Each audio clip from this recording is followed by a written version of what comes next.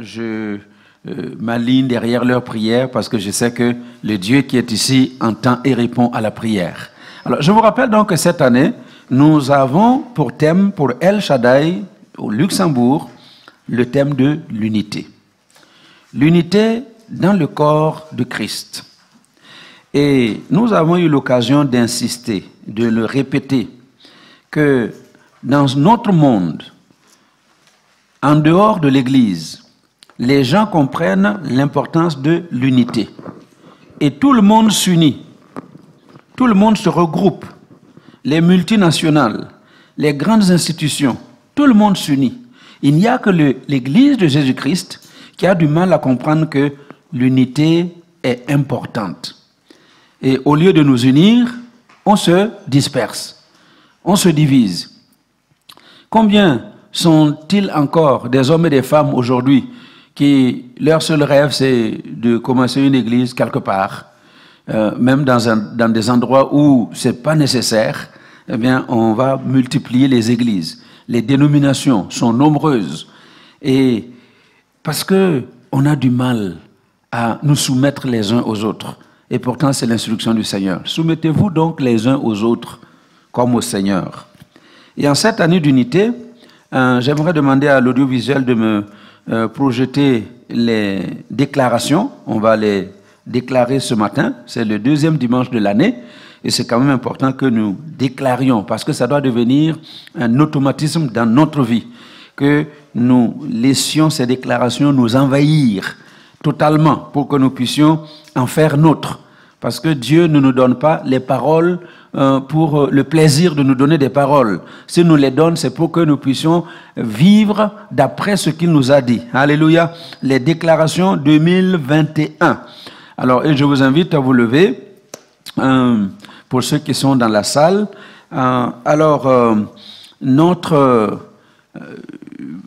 Voilà, l'audiovisuel ne l'a pas encore, mais je vais faire les déclarations avec vous. Amen. Alléluia. Alors, voilà, donc vous pouvez les prononcer après moi.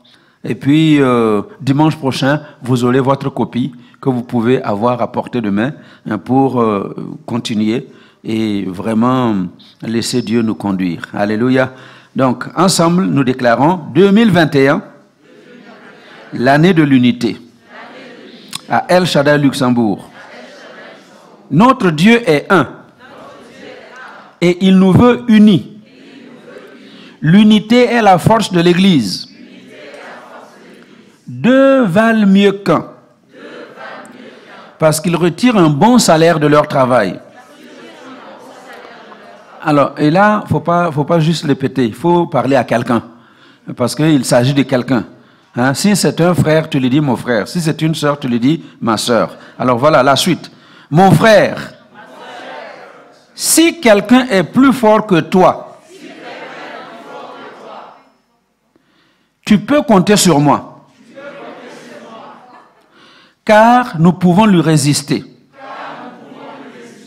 En fait, c'est la deuxième partie. Mon frère, si je tombe en 2021, ne m'enfonce pas davantage, mais relève-moi. Car si tu tombes, je promets de te relever. Mon frère, tout seul, tu peux certainement aller plus vite. Mais ensemble, nous irons plus loin en 2021. Mon frère, seul, tu peux poursuivre 1000 de nos ennemis. Mais à deux, nous en mettrons en fuite 10 000 en 2021. Ensemble, nous sommes plus forts. Rien ne pourra nous résister en 2021. Parle-lui encore. C'est pourquoi je prends l'engagement de protéger notre unité en 2021. Quoi qu'il arrive, je n'écouterai pas de propos négatifs au sujet d'un frère, d'une sœur, et je ne chercherai pas volontairement à entendre de tels propos. S'il m'arrive d'entendre dire du mal d'un frère, je ne serai pas prompte à le croire. Dès que possible, je ferai connaître ce que j'ai entendu en parlant à la personne concernée ou en lui écrivant. Tant que je n'aurai pas fait cela, je ne communiquerai pas un iota de ces propos à qui que ce soit d'autre. Et lorsque je l'aurai fait, je n'en dirai pas un seul mot à qui que ce soit. Je ne ferai aucune exception à ces règles, à moins que ma conscience ne m'y oblige, absolument, pour une question de vie ou de mort. Alors maintenant, tournez-vous vers moi. Et on parle à 2021. 2021! Parle-lui bien fort. 2021! Nous avons décidé de marcher dans l'unité à El Shaddai Luxembourg. Parce qu'ensemble, nous sommes plus forts. Ensemble, nous sommes irrésistibles. Ensemble, nous sommes inarrêtables. Ensemble, nous sommes invincibles. Ensemble, nous sommes indestructibles. Ensemble, nous sommes plus que vainqueurs. Merci Seigneur pour 2021 et pour l'unité en 2021. Amen. Alléluia. Gloire à Dieu. Que le Seigneur nous aide à appliquer ces paroles dans l'Église, dans nos familles. Et nous allons voir que quelque chose va changer dans notre monde. Alléluia. Gloire à Dieu. Merci beaucoup. Vous pouvez prendre place. Alors donc, avec ce thème de l'unité, nous avons reçu de Dieu que nous devons commencer l'année avec un temps de prière et de jeûne. C'est pourquoi depuis le lundi passé, lundi 4 janvier, nous sommes dans le jeûne de Daniel. C'est la fin de la première semaine. Nous entamerons la deuxième semaine. Et j'aimerais encourager ceux qui se sentent un peu fatigués, épuisés, à tenir bon. Alléluia. Tenez bon, parce que c'est possible. C'est tout à fait possible. Et on va y arriver. Alors donc, chaque jour, nous nous rencontrons de lundi à vendredi, 3 fois par jour. Le matin, de 6h30 à 7h30.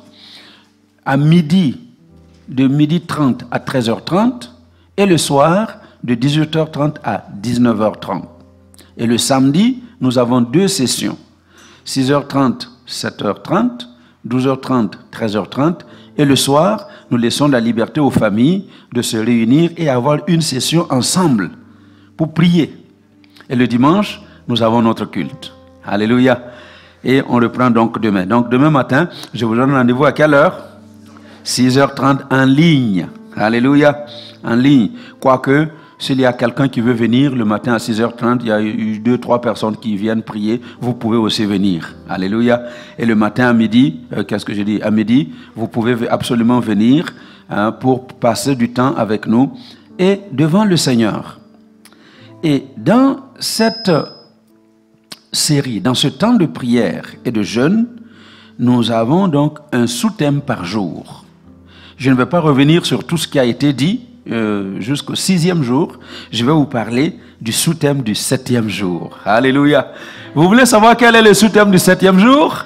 Eh bien, le sous-thème du 7e jour consiste à trouver et à accomplir mon destin. Alléluia.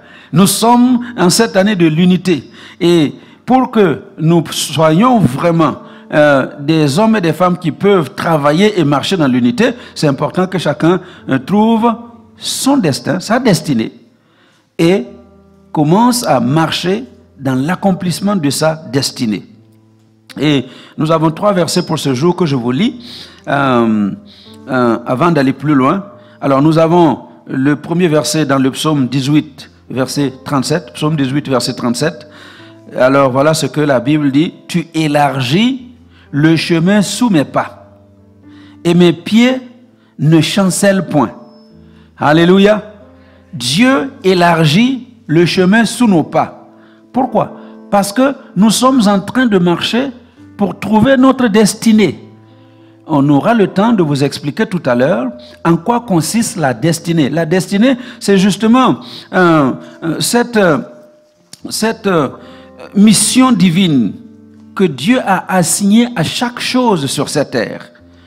Dieu a assigné une mission divine à chaque chose. Dieu a assigné une mission divine à chaque personne. Et c'est ça la destinée. Et tant que tu n'as pas trouvé cette destinée-là, eh bien la vie va être compliquée. Alléluia. Mais Dieu, qui sait qu'il nous a créés pour un objectif précis, pour un but précis, il nous conduit et il élargit le chemin pour que tu puisses entrer dans cette destinée divine, dans cette mission divine. Parce que, on va le voir tout à l'heure, la plupart des chrétiens que vous rencontrez sont en train de marcher en dehors de leur destinée divine. Oh oh, ça va être corsé aujourd'hui. La plupart des chrétiens que vous rencontrez, peut-être même vous, toi-même là, hein, tu es en train de marcher en dehors de ta mission divine. Je vais vous expliquer ça tout à l'heure. Et Dieu aujourd'hui veut nous frayer le chemin, il veut élargir le chemin pour que nous puissions entrer dans cette destinée. Le deuxième texte de ce jour, c'est toujours dans le psaume, mais le chapitre 37, il n'y a pas de chapitre dans le psaume, le livre, le 37e livre des psaumes, hein, versets 23 et 24. L'Éternel affermit les pas de l'homme et il prend plaisir à sa voix. S'il tombe, il n'est pas terrassé, car l'Éternel lui prend la main. Alléluia. Vous comprenez que Dieu a une mission particulière pour chacun d'entre nous et son désir c'est que tu entres dans cette mission particulière et il fait tout pour affermir tes pas alors que tu marches à la recherche de cette destinée. C'est lui qui a affermi les pas. Et quand quelqu'un est fatigué et il tombe, c'est Dieu qui le relève. Pourquoi? Parce que c'est Dieu qui le tient par la main. Et j'aimerais dire à quelqu'un ce matin, Dieu te tient par la main. Tu n'es pas seul dans les ténèbres. Tu n'es pas seul dans ce moment compliqué. Dieu te tient par la main. Et même si tu ne le sens pas, même si tu ne le vois pas, ce n'est pas synonyme qu'il n'est pas là avec toi. Dieu est là, il te tient par la main. Et le troisième verset que nous examinons ce matin, c'est toujours dans le livre des psaumes, le psaume 44, verset 19. Notre cœur ne s'est point détourné, nos pas ne se sont point éloignés de ton sentier. Alléluia. Si tu as quelqu'un à côté de toi, fais-lui un petit coude là. Est-ce que par hasard, tu n'es pas en train de marcher en dehors du sentier du Seigneur? Pose-lui la question. Parce que le psalmiste dit, nos pas ne se sont pas éloignés de ton sentier. Et je vous ai dit que la plupart des chrétiens que vous rencontrez aujourd'hui, au 21e siècle, ils sont en train de marcher en dehors de la mission divine que Dieu leur a assignée. La plupart. La preuve, ce sont les problèmes que vous voyez entre les chrétiens. La preuve, ce sont les désordres que vous rencontrez dans la vie des chrétiens. La preuve, ce sont toutes ces choses qui n'ont rien à voir avec la parole de Dieu que vous voyez dans la vie des chrétiens. Quand vous avez un chrétien qui marche dans sa mission divine, il est impossible qu'il marche en dehors de ce qui est écrit dans cette parole. Parce que ce que Dieu t'a donné comme mission est toujours en relation et en corrélation avec ce qui est dans la parole. Alléluia. Est-ce que nous nous comprenons ce matin? Alors donc, ce 7e jour, Dieu veut que nous trouvions notre destinée et que nous travaillions à l'accomplissement de notre destinée. Avez-vous remarqué que nous avons toujours tendance à décider de notre destinée? Est-ce que vous l'avez remarqué? Quand vous avez des petits-enfants, et vous-même là, rappelez-vous quand vous étiez tout petit, n'avez-vous jamais entendu la question, qu'est-ce que tu veux devenir quand tu seras grand? Quelqu'un a déjà entendu cette question? Qu'est-ce que tu veux devenir quand tu seras grand? Et puis tout petit, ah, moi je veux être pilote, moi je veux être avocat, moi je veux être ceci. Et puis, il y en a qui ont tellement aimé le camion de pompier qui fait ping-pong, ping-pong, et dit, moi je veux devenir pompier. Hein, pour entendre le ping-pong du pompier tout le temps. Quand on était petit, eh bien ce sont ces choses-là. Et plus on grandit, plus la pression devient serrée. On vous met dans une pression comme si vous deviez absolument décider de ce que vous devez devenir. Et quand vous êtes en train de faire la dernière année de l'école secondaire, on va toujours vous demander, mais qu'est-ce que vous voulez devenir quand vous, hein? Si vous ne savez pas encore, mais tu ne sais pas encore ce que tu veux devenir. Et les parents sont tellement heureux quand ils voient un enfant qui dit oui, moi je veux devenir docteur. Et puis tout petit, quand il finit les études, moi je veux devenir docteur. On dit non, depuis tout petit, il sait ce qu'il veut devenir. Il y a la pression. Mais laissez-moi vous dire ce matin, alléluia, chers internautes, laissez-moi vous dire que trouver notre destinée ne peut se faire qu'avec Dieu. Tu ne peux pas trouver ta destinée en dehors de Dieu. C'est pourquoi je vous dis, et je le répète, beaucoup de gens que nous voyons sont en train de marcher en dehors de leur mission divine. Parce que la destinée, c'est cette mission divine que Dieu a préparée pour toi. Alléluia. Parce que Dieu ne fait rien par hasard. Il ne fait rien sans but. Tout ce que Dieu fait, Proverbe 16:4, tout ce que Dieu fait, il le fait pour un but précis. Vous regardez la création. Il n'y a rien, mais absolument rien dans cette création qui soit inutile pour la création. Vous allez me demander, même les moustiques? Oui, même les moustiques qui nous donnent la malaria en Afrique, là, ils ont leur mission sur la terre. Alléluia. Et les mouches, même les mouches qui nous dérangent tout le temps en été, est-ce que les mouches ont leur... Mais oui, les mouches ont leur sens sur la terre. Vous savez comment on les appelle? La voirie de la nature. Hein? Les camions qui ramassent les poubelles, là. Chaque chose que Dieu crée, il l'a créée avec une mission. C'est pour dire que toi, comme tu es, comme je suis, un être humain, tu ne peux pas être sur cette terre sans mission divine. Tu as une mission que Dieu t'a assignée. Et tant que tu n'as pas trouvé cette mission, ta vie va être misérable. Tu peux avoir beaucoup d'argent. Et c'est ce que les gens appellent le succès. Tu peux être au top des grands patrons. Et on pense que c'est ça le succès. Mais tous ceux qui ont du succès ne sont pas en train d'accomplir la mission pour laquelle Dieu les a amenés sur la terre. C'est pourquoi je répète, beaucoup de chrétiens que vous rencontrez sont en train de marcher en dehors de leur mission divine. Vous m'entendez bien? Écoutez. L'apôtre Paul, Saul de Tarse, il pensait avoir trouvé sa destinée. Et sa mission, c'était de maltraiter l'Église, persécuter l'Église. Et il le faisait très bien. Alors, je fais une petite ouverture ici. Tout ce que tu fais, fais-le très bien. Tout ce que tu fais, fais-le très bien. Les gens qui ont très bien péché, quand ils se sont convertis là, ils suivent Jésus très bien. Ah oui, hein? Les gens qui, avant Christ, vivaient dans un certain désordre, quand ils se sont vraiment convertis, ils comprennent d'où ils ont été tirés. Ils savent la profondeur de la boue dans laquelle ils étaient. Et ils ne peuvent pas rigoler avec Dieu. Mais les gens... Tu n'as pas eu de problème, tu es comme ça, tu es né dans un foyer chrétien, toi tu ne sais même pas ce que c'est que la sorcellerie, tu ne sais pas comment quand tu te couches, et puis il y a les boas qui viennent t'avaler, et puis tu dois lutter, tu cries, ton voix ne sort pas, tu ne connais pas tout ça là. Hein, toi tu ne sais pas.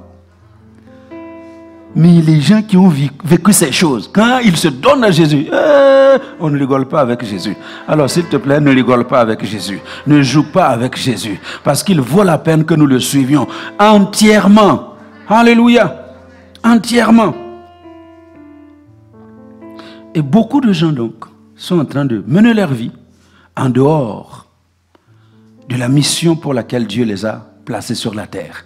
Et c'est ce qui se passait dans la vie de Saul de Tarse. Jusqu'au jour où il va rencontrer Jésus de Nazareth sur le chemin de Damas.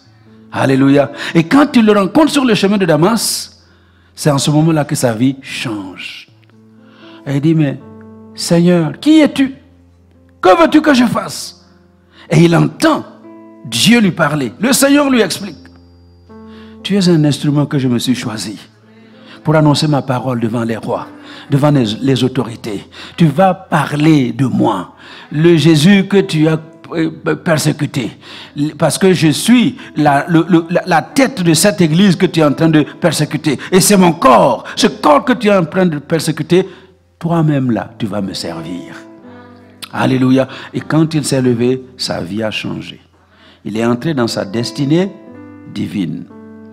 Et c'est pourquoi c'est très important que l'enfant de Dieu que tu es, il y ait un jour où tu rencontres vraiment le Messie. Que tu le rencontres. Le temps que tu ne l'as pas rencontré, comme Saul a rencontré le Messie, il ne pouvait pas entrer dans la destinée divine.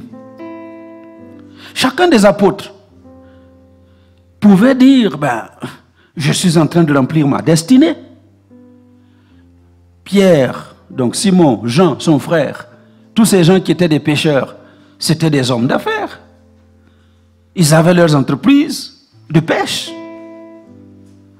qui les faisaient nourrir, qui nourrissaient leur maison. Donc, à vue d'œil, leur destin était tout tracé. Généralement, c'est de père en fils. C'est comme les sociétés ici. De père en fils. Leurs ancêtres ont été des pêcheurs, ont nourri leur famille avec la pêche, se sont développés avec la pêche. Eux, aujourd'hui, ils sont des pêcheurs. Ils vivent de la pêche. Ils ont un avenir tout tracé. Matthieu pouvait dire qu'il avait rempli sa destinée. C'était un économiste prospère. Collecteur d'impôts. Agent des impôts. Prospère. Avec beaucoup d'argent. Il pouvait se dire, mais ça y est, ma destinée, qu'est-ce que je veux encore? Mais écoutez-moi bien, que ce soit Matthieu, que ce soit Pierre, que ce soit Jean, que ce soit chacun de ses 12 disciples, un jour, ils ont entendu le Galiléen en train de marcher, et puis il les a pointés, et dit, toi, viens et suis-moi. Viens et suis-moi. Pourquoi viens et suis-moi? Parce que je veux faire de vous des pêcheurs d'hommes. Alléluia. Et du coup, ça va shifter. Leur destinée va changer. Et c'est pourquoi ce matin, je prie qu'il y ait ce shift dans ta vie, il y ait ce changement dans ta vie, que tu comprennes enfin que tout ce que tu étais en train de faire pendant des mois, pendant des années, ce n'était pas la mission de Dieu, c'était ta propre mission. Mission pour réussir dans la vie, mission pour prendre soin des tiens, mission pour qu'on puisse dire oui, j'ai mis au monde des enfants, j'ai eu des avocats, j'ai eu des économistes, j'ai eu des médecins, j'ai eu des pilotes. Oui, j'ai eu des enfants, mais chacun des enfants, je l'ai amené au succès. C'est quoi le succès? Est-ce que vous m'entendez? Ce matin, je prie que chacun d'entre nous puisse se shifter aujourd'hui, que ta vision change, parce que tant que tu n'as pas changé, tu vas être en train de faire la chose que toi seul as décidé, mais ce n'est pas ce que Dieu a décidé. Et malheureusement, beaucoup des enfants de Dieu, c'est le chemin qu'ils ont suivi. On est à l'école, les parents nous ont conseillé de faire telles études, et puis on a fait les études. Ah non, vous voyez, quand tu termines, quand tu as ce diplôme-là, tu ne peux pas manquer du travail. Écoutez, la vie, ce n'est pas le travail. Oh! Dieu est ma vie. La réussite, ce n'est pas le travail. Dieu est ta réussite. La réussite, ce n'est pas le salaire que tu as à la fin du mois. C'est Dieu ta réussite. C'est lui ton pourvoyeur. Et ce matin, je voudrais que quelqu'un comprenne mon message aujourd'hui. Que tu dois arrêter de marcher dans tes propres projets. Tu dois arrêter de marcher dans tes propres plans. Tu dois arrêter de marcher dans ta propre vision. Parce que ça, c'est ta destinée. Il est temps que tu sortes de cette destinée personnelle pour entrer dans la destinée que Dieu a préparée pour toi. Entre dans cette mission divine. Parce que si tu n'entres pas dans cette mission divine, ta vie va rester un désastre. Que le nom du Seigneur soit béni. Tu ne peux pas entrer dans ta destinée en dehors de Dieu. Et ce matin, j'aimerais conduire quelqu'un devant Dieu pour entrer dans sa destinée. Regardez, Joseph. Vous connaissez bien l'histoire de Joseph. Joseph, avec Dieu, Dieu lui donne des rêves. Joseph a des rêves. Vous connaissez son histoire. Une nuit, il a un rêve, il voit 11, ils étaient en train de lier des gerbes avec ses 11 frères, et il voit que sa gerbe s'est tenue debout devant les 11 gerbes de ses frères, et les 11 gerbes se prosternent devant sa gerbe, et puis ils sont fâchés. Mais qu'est-ce que ça veut dire ça? Ça veut dire que nous, on va un jour venir nous prosterner devant toi, jamais de la vie. Et puis toi, tu es le cadet là, tu veux nous apprendre quoi? Alléluia. Qu'est-ce que tu veux nous apprendre? Donc, entre parenthèses, je vous le répète, ce n'est pas tous les rêves que tu dois raconter. Allô?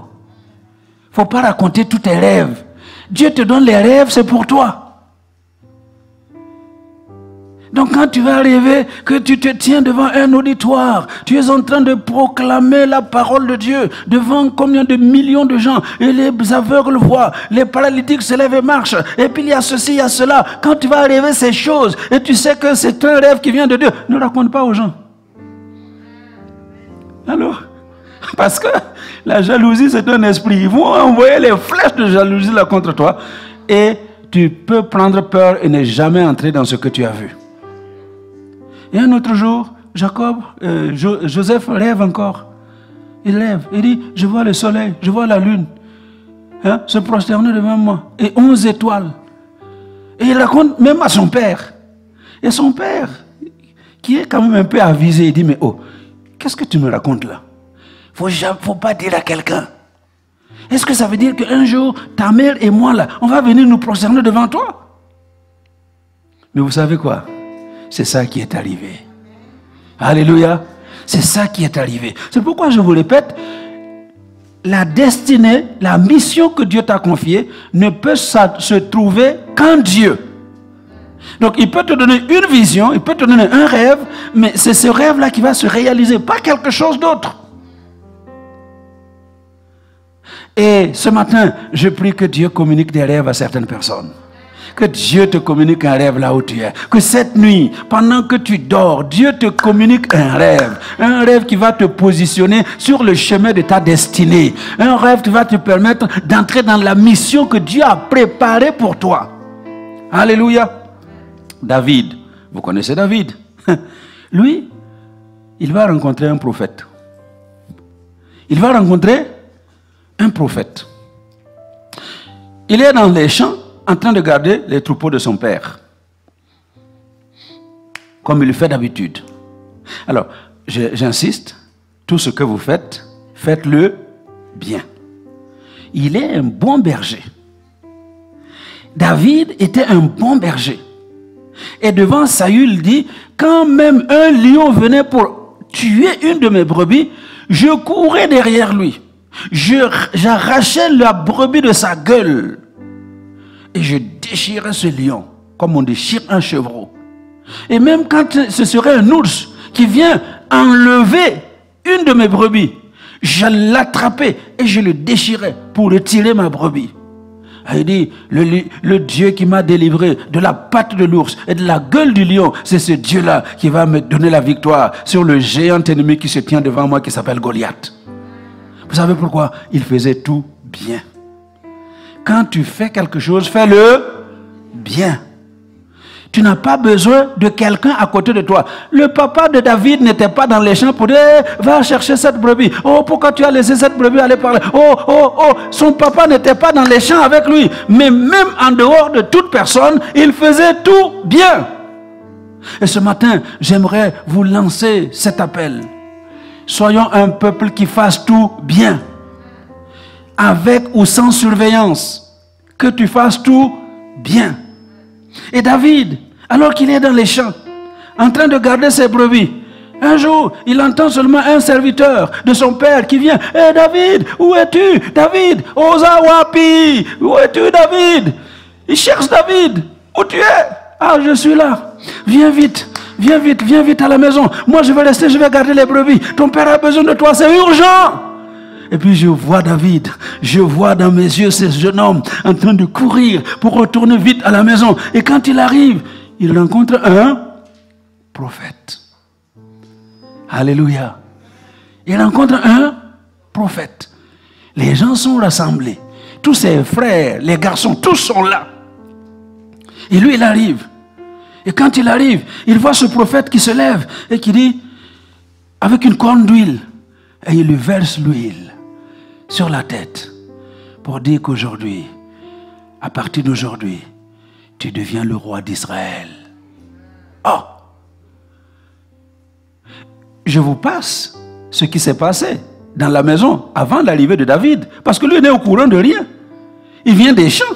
Il ne sait pas que ce prophète-là qui est là est envoyé de Dieu.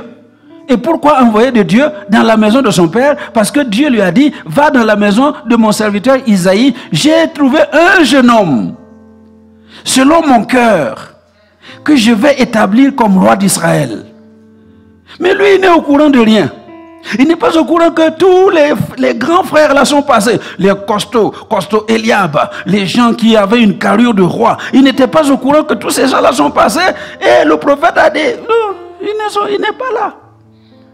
Le roi d'Israël n'est pas là. Il n'est pas au courant que son propre père l'avait même complètement ignoré. Il n'était pas au courant que son père ne l'avait même pas calculé parmi ceux qui étaient royables.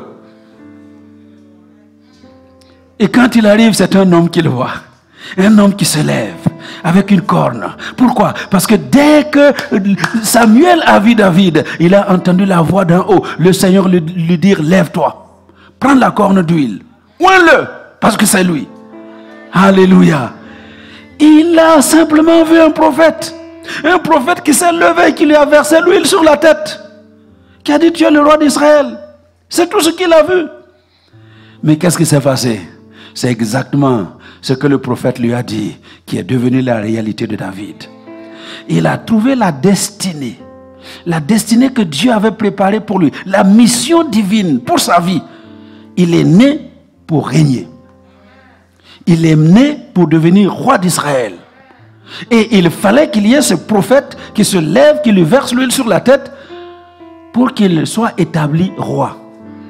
Alors, c'est pourquoi j'aimerais dire aux pasteurs là autoproclamés, hein, les apôtres autoproclamés, tu t'es levé un jour, tu dis tu es pasteur. Qui t'a oint? Qui t'a oint? On ne le devient pas sans onction. Et il faut qu'il y ait une autorité spirituelle qui oigne le serviteur de Dieu, l'homme de Dieu, le prophète, l'apôtre. Il faut que quelqu'un soit le mentor pour te oindre. Qui est ton mentor? Qui est ton père? Qui est-ce qui t'a oint? David a reçu l'onction. Et il est devenu le roi d'Israël. Alléluia. Ta destinée divine ne peut pas s'obtenir autrement, se trouver autrement en dehors de Dieu.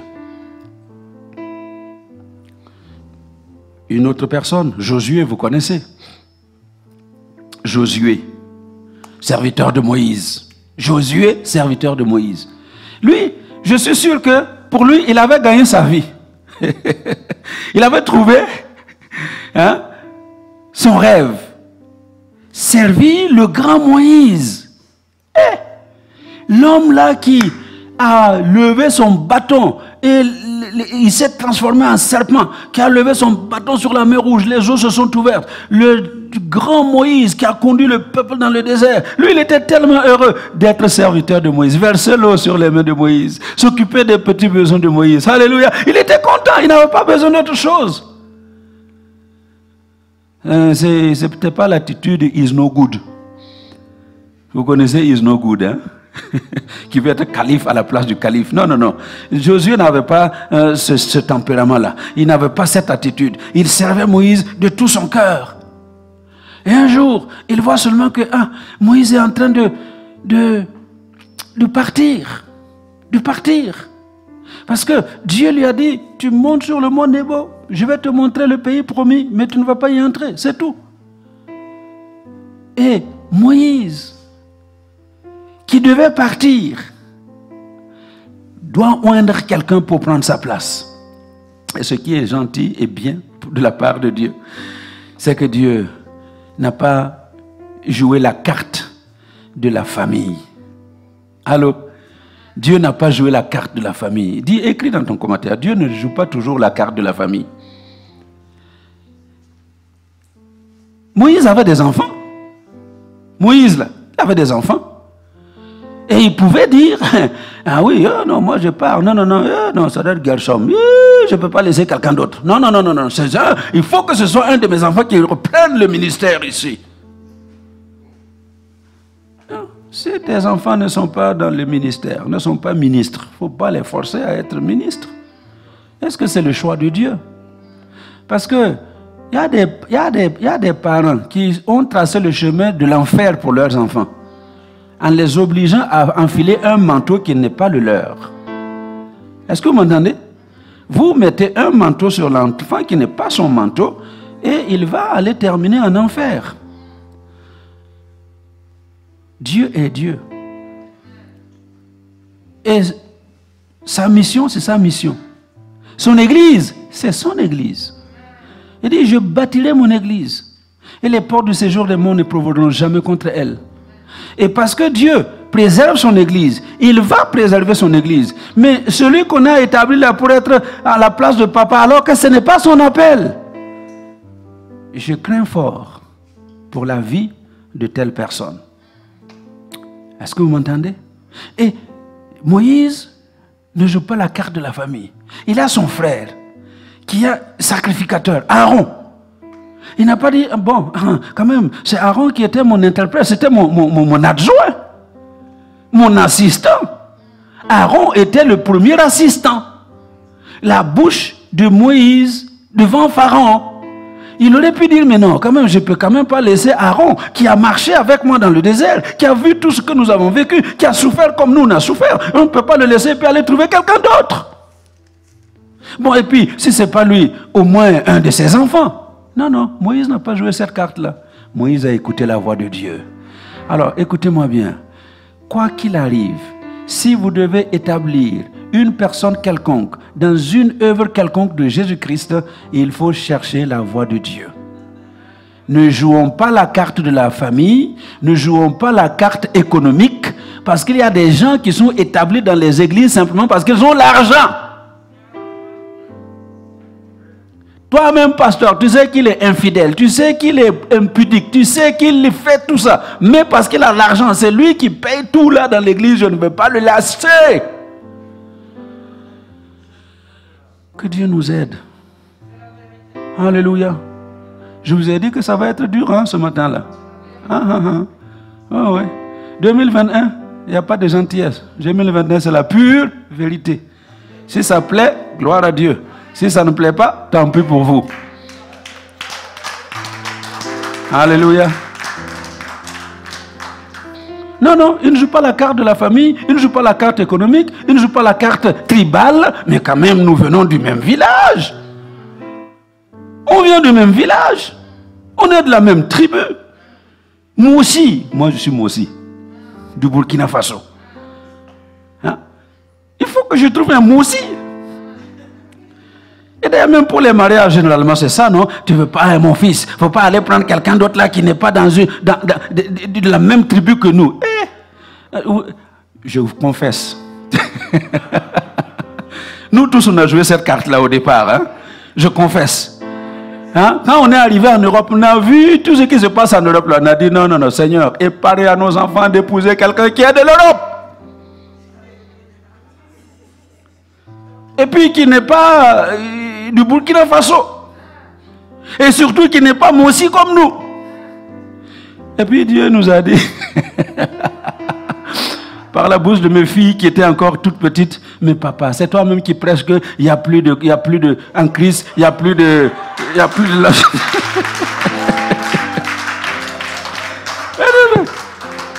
toi-même tu prêches, il n'y a plus de tribu, il n'y a plus de nationalité, il n'y a plus de... Et puis maintenant là, tu commences à raisonner comme ça. Dieu même, il utilise qui il veut pour parler. Alléluia. Eh bien aujourd'hui, notre fils Yann est marié à une Rwandaise d'origine. Azaël est marié à une Équateur-Guinée, hein? Guinée-Bissau. Obrigado, Denise. Obrigado. Amen. Bon, les filles, je ne sais pas. Mais on est préparé. S'il y en a une qui m'amène un Chinois, ben voilà, bienvenue aux Chinois.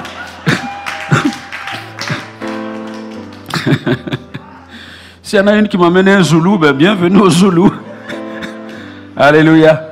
Moïse n'a pas joué la carte de tout ça. Moïse a entendu... qu'est-ce que je dis? Samuel. Non, je parle de Moïse. Moïse est en train de choisir Josué. Moïse a entendu la voix de Dieu qui dit, ce Josué, ce jeune homme qui était ton serviteur, qui versait l'eau sur tes mains, ce jeune homme qui était là juste pour te servir, c'est lui qui doit conduire le peuple. Et Moïse l'établit pour conduire le peuple.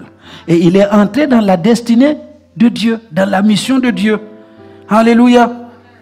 Alors, c'est pourquoi c'est vraiment important de comprendre aujourd'hui, dans les 3 cas dont je vous ai parlé, Dieu a accompli son plan dans chacune de leurs vies.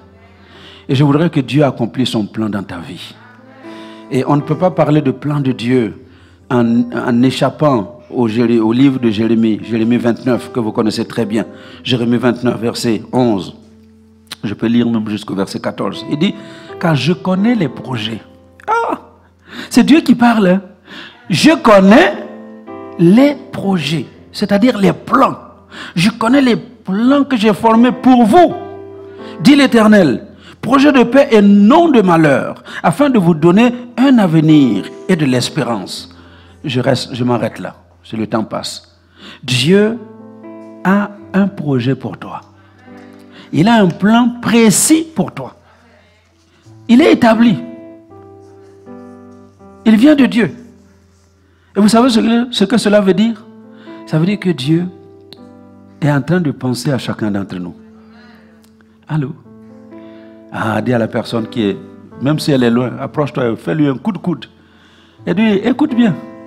Dieu a pensé à toi depuis le matin. Dieu pense à toi. Il pense seulement à toi qu'il a préparé des projets. Il a préparé des plans. Et il dit que ces projets-là, ce sont des projets de paix et pas de malheur. Donc, quand tu es en train d'accomplir ce que tu penses être ta destinée divine, et à l'intérieur, c'est la guerre. Il n'y a pas de paix. Il n'y a pas de paix. C'est le malheur. Il n'y a que des malheurs. Il faut savoir. Dieu dit que ces projets-là, quand tu entres dedans, ce ne sont pas des projets de malheur. Ce sont des projets de paix. Est-ce que vous m'entendez? C'est la paix. Mais là où tu es, c'est la guerre. Tout le temps la guerre. Ce n'est pas de Dieu. Tu n'as pas de paix, ce n'est pas de Dieu. Que des malheurs dans cette affaire-là, ce n'est pas de Dieu. Moi, je veux croire dans la parole de Dieu, dans sa simplicité. Quand Dieu dit que je te donne des plans, et dans les plans-là, il n'y a pas de guerre, c'est la paix. Il n'y a pas de malheur. Projet de paix et non de malheur. S'il n'y a pas de malheur, c'est le bonheur. Alléluia. Donc, tant que ce n'est pas dans ce cadre-là, je dis que ça ne vient pas de Dieu. Est-ce qu'on se comprend ce matin? Alléluia.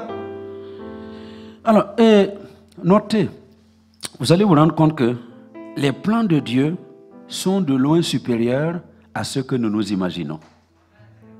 Les plans de Dieu, c'est de loin supérieur aux plans que nous nous sommes imaginés. Alléluia. Il y a quelqu'un qui rêve et qui, dans ses plans, c'est devenir médecin. Et quand on pense à médecin, on pense à Mercedes, BMW. On pense, vous les voyez là, les médecins, dans de belles voitures.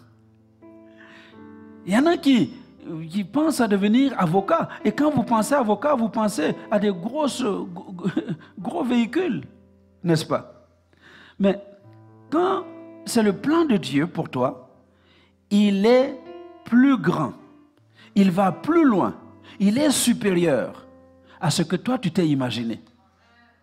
Quelqu'un a peut-être commencé comme médecin simplement en voyant le style, le genre de vie, le style de vie des médecins. Peut-être que tu as commencé simplement comme cela. Et en cours de route, tu rencontres le ressuscité. Tu le rencontres comme Saul a rencontré Jésus sur le chemin de Damas. Tu le rencontres. Et ce que tu avais reçu comme projet personnel pour toi, eh bien, Dieu le prend et il va l'utiliser pour sa gloire. En ce moment-là, tu deviens le médecin selon la mission de Dieu. Alléluia. Alors c'est pourquoi ce matin, j'aimerais vraiment encourager le peuple de Dieu à chercher la mission divine, notre destinée. Qu'est-ce que Dieu a voulu que nous accomplissions sur la terre quand il nous a placés sur cette terre? Alléluia. Quelques questions que je vous pose. Est-ce que c'est facile de garder le rêve quand on fait face à la prison et à de fausses accusations? Est-ce que c'est facile de garder le rêve? Comme Joseph. Joseph, vous vous rappelez son rêve? Ses rêves? Est-ce que c'est facile de garder ces rêves-là que les gerbes vont venir s'incliner devant ma gerbe, que les 11 étoiles vont venir s'incliner devant moi pour dire que ses frères vont venir se mettre à genoux devant lui? Est-ce que c'est facile de continuer de garder ce rêve-là? Ce n'est pas facile. Ce n'est pas facile. C'est très difficile. Deuxième question. Est-ce qu'on peut continuer de croire les paroles d'un prophète quand on se retrouve à se cacher et à vivre dans les cavernes, comme David l'a vécu? Il reçoit l'onction, on dit qu'il est roi. Et à partir du moment où on a dit qu'il est roi, les problèmes ont commencé pour lui. N'est-ce pas? Obligé de fuir, de se cacher dans les cavernes. La révolte, toutes sortes de choses contre lui. Est-ce que c'est facile de continuer de croire en la parole d'un tel prophète? Troisième question. Est-ce que tout ce que j'ai appris de mon mentor, de cette personne qui était tout pour moi, que je le gardais dans le service de Dieu, est-ce que c'est évident de tenir bon quand cette personne-là du jour au lendemain s'en va? Et c'est ce qui s'est passé dans le cas de Josué. Josué avait les yeux sur Moïse. Quand il fallait aller sur la montagne, Josué était derrière Moïse. Quand il fallait entrer dans la tente d'assignation, Josué était derrière Moïse. Tout ce qu'il fallait faire, Josué était derrière Moïse. Quand il fallait aller en guerre, c'est Moïse qui disait à Josué, va. Et voilà ce que tu dois faire. Maintenant, du jour au lendemain, Moïse a disparu. Et Dieu dit, c'est toi qui vas reprendre le flambeau de Moïse. Ce n'est pas évident. Mais c'est ce que Josué a fait. Alléluia. Alors, en réponse à ces trois questions que je vous ai posées, j'aimerais que vous notiez que tous ces trois, Joseph, David, Josué, ils ont expérimenté une chose. Ils ont expérimenté ce que l'ange a dit à Marie dans Luc 1, verset 37. Ils ont tous les trois expérimenté que rien n'est impossible à Dieu. Et c'est l'expérience que je voudrais que tu fasses aujourd'hui.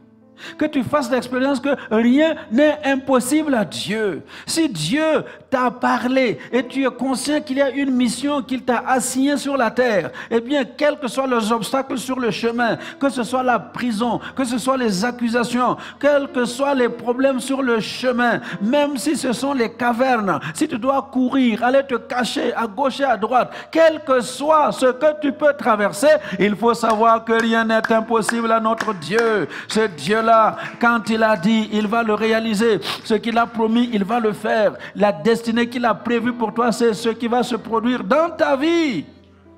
Alléluia. Alors, bien-aimés, ce matin, je prie avec vous que Dieu nous permette de trouver cette destinée. Que Dieu te permette de trouver cette destinée. Cette mission qu'il a prévue pour toi. Alléluia. Alors c'est pourquoi nous allons faire deux choses. Deux choses. Nous allons prier. Et dans la prière, demander que Dieu nous montre la prochaine étape. Voyez, vous avez vu avec moi que les versets que nous avons lus là, hein? Tu élargis le chemin devant moi. Dieu élargit le chemin. Il élargit le chemin sous tes pas.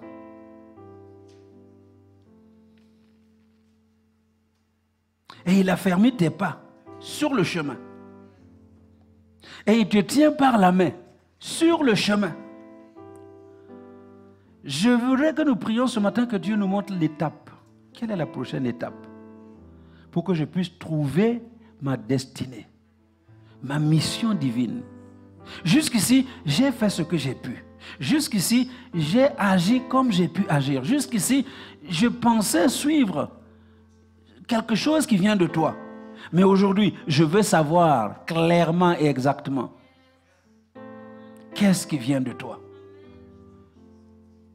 Quelle est la mission? Et quelle est la prochaine étape? Alléluia. Et puis, deuxième chose que nous devons faire dans notre prière, demander à Dieu de nous aider à nous arrêter. Le psalmiste déclare, arrêtez et sachez que je suis Dieu. Faites silence en vous et sachez que je suis Dieu. Nous avons couru à gauche et à droite. Nous avons fait toutes sortes de choses.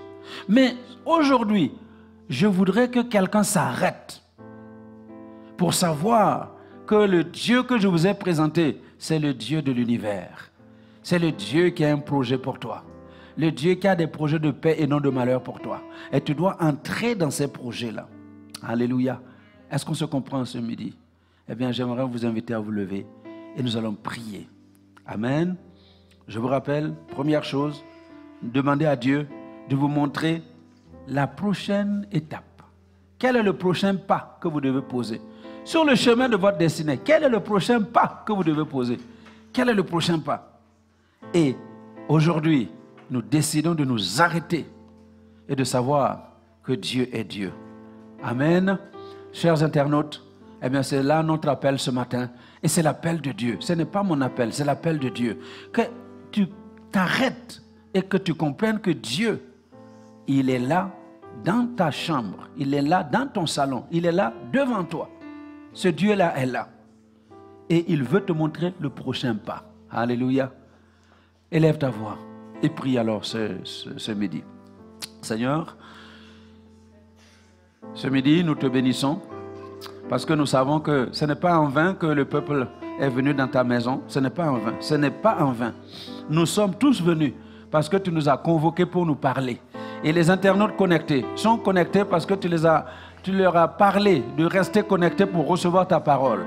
Et ce midi, nous prions, Seigneur, que tu parles à ton peuple, que tu montres le prochain pas. Quel est le prochain pas que nous devons poser pour entrer dans la découverte de la destinée que tu as assignée à chacun? Beaucoup de gens ont marché. Ils ont marché en dehors de ton programme à toi. Ils ont marché en suivant les programmes des hommes. Ils ont marché en suivant les programmes pour leur ventre. Parce qu'ils ont entrepris des études, pensant que ce sont des études qui vont leur procurer beaucoup d'argent à la fin des études. Ils entreprennent des entreprises. Ils font des choses espérant avoir les moyens de vivre décemment sur la terre. Mais Seigneur, mon Dieu, cet après-midi, je prie parce que le programme que tu as pour ton peuple, ce n'est pas seulement la richesse matérielle, ce n'est pas seulement la richesse financière, mais ce que tu as, c'est que nous entrions dans la mission que tu as préparée pour nous. Seigneur, c'est pourquoi je prie ce midi que tu visites quelqu'un aujourd'hui et que tu ouvres les yeux pour voir le chemin que tu as préparé, le chemin que tu as prévu. Seigneur, mon Dieu, viens ce midi, Saint-Esprit, conduis-nous dans cette nouvelle dimension de vie. Conduis-nous pour voir ta gloire. Conduis-nous, Seigneur, au nom de Jésus. Merci infiniment. Merci. Je voudrais sentir la direction de ta main. Je voudrais sentir ta direction. Que ton peuple puisse sentir dans quelle direction tu veux les conduire. Oui, conduis ton peuple dans la direction que tu as préparée pour lui. Conduis les hommes dans la direction que tu as préparée pour eux. Au nom de Jésus. Merci infiniment, Seigneur, de parler à ton peuple. Parle à ton peuple. Nous voulons entendre ta voix qui nous indiquera d'aller à gauche ou d'aller à droite. Parce que nous ne voulons pas accomplir les projets des hommes. Nous voulons accomplir tes projets à toi. Et c'est pourquoi ce midi, je promets de te suivre toujours. Alléluia. Seigneur, merci d'aider ton peuple à marcher dans cette victoire et à voir ta gloire dans sa vie. Sois béni, Seigneur, pour tous tes projets qui se réalisent dans la vie de ton peuple. À toi seul toute la gloire. Au nom de Jésus. Amen. Alléluia. Gloire à Dieu. Acclame bien le Seigneur parce que il a une destinée.